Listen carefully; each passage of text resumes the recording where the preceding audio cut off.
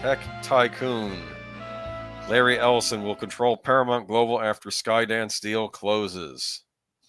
Yeah, and what does this mean for Star Trek? Probably nothing. Yeah. Probably nothing. Just looking at him doesn't fill me with confidence, I'll be honest with you.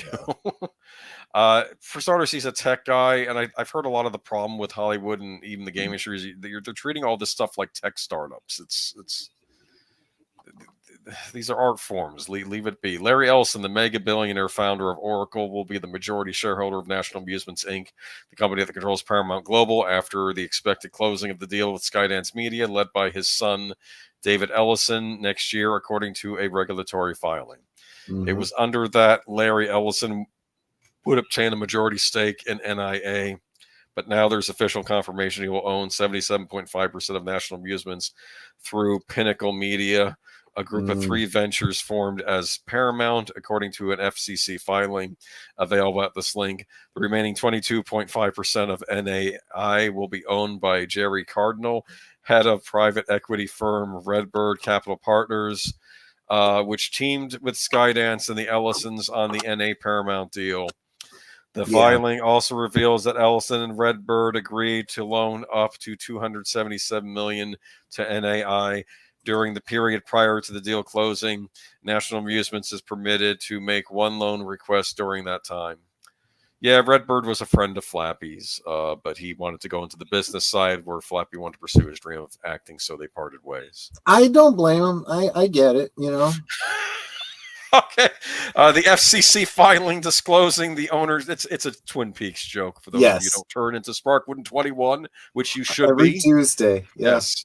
The FCC filing disclosing ownership stakes NAI was required to the transaction involves the transfer of CBS's 20 owned operated local TV stations.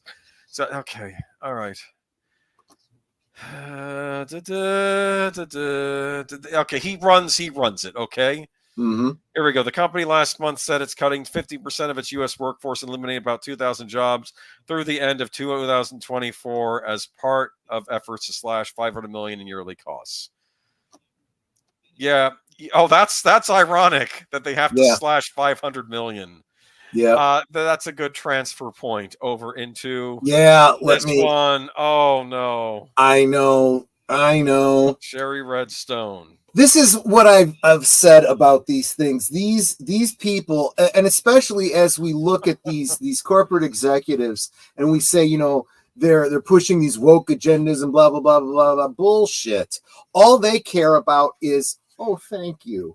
All they care about is money and their golden parachutes, and they don't really give a flying F. And there's been so much talk about Sherry Redstone and her father's legacy and blah, blah, blah. Bullshit. She wants out with as much money as she possibly can.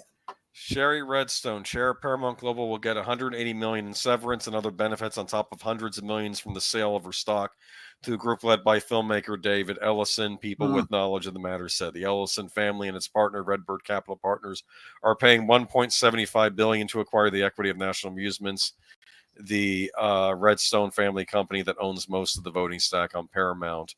The parent company, CBS and MTV, Redstone owns 20% stake in National Amusements through two trusts in her name and is in line to receive about $350 million from the sale.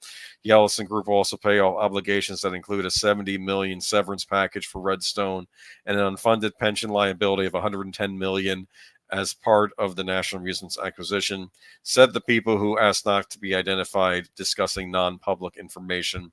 Ellison is leading, so we're not even supposed to know this is happening. Ellison is leading group of investors poised to acquire a majority control Paramount, a major film and TV company, for more than $8 billion. The group is paying $2.4 billion to National Amusements, including the liabilities, according to public reported details of the agreement. All right, so yeah, I don't know.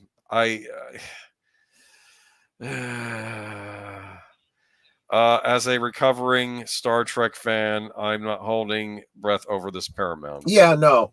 You know, even if anyone there wanted to do anything with it, it would be a long time before that happened. There's too many things in the hopper right now, but this is hardly their focus. The fans are focused on Star Trek when they think about the Paramount deal. the people involved in the Paramount deal are barely thinking of Star Trek, if at all. Meanwhile, a good deal of their workforce is going to lose their jobs too. Mm-hmm. They tank all their IPs, insult the fans, push their agendas, and run off with bags of money under their arm. Yeah, that's basically it. Yeah, and then a bunch of their probably workers who were just doing the behind the scenes stuff are now going to get let go. Which is so the writers I don't care as much about because some of them deserve to lose their jobs. It is really so short-sighted because if you have control of a money machine, make as much money as you can, you know, and make it so that it continues to be a money-making machine for the future. Okay, listen to me. Did you ever see Willy Wonka and the Chocolate Factory? Yeah. And what was it? What is Baruch Salt, right? I'm getting her name right. Says, "I want it now." Yeah. I want it now. I'll kill the golden goose and get as many of the eggs now and screw the future. I got mine. Yeah. And we all know the story of the golden goose. You kill the golden goose and you end up with nothing. What the heck? Now or ever. Have at this point. They have Top Gun. Yeah. They still have that. They have Maverick. That's incumbent upon Tom Cruise, though. Exactly. What else do they have? If they start compromising it, they lose that too. Mission Impossible, I think it's on its last legs. Because that last movie, it did okay, but it didn't do what they wanted it to. It was over budget, and they have to get that part 2 out, and they waited to release the part 2. It might have been because of those strikes, but I think all momentum it would have had is now gone. And they're trying to pretend it's not a part 2, which it is.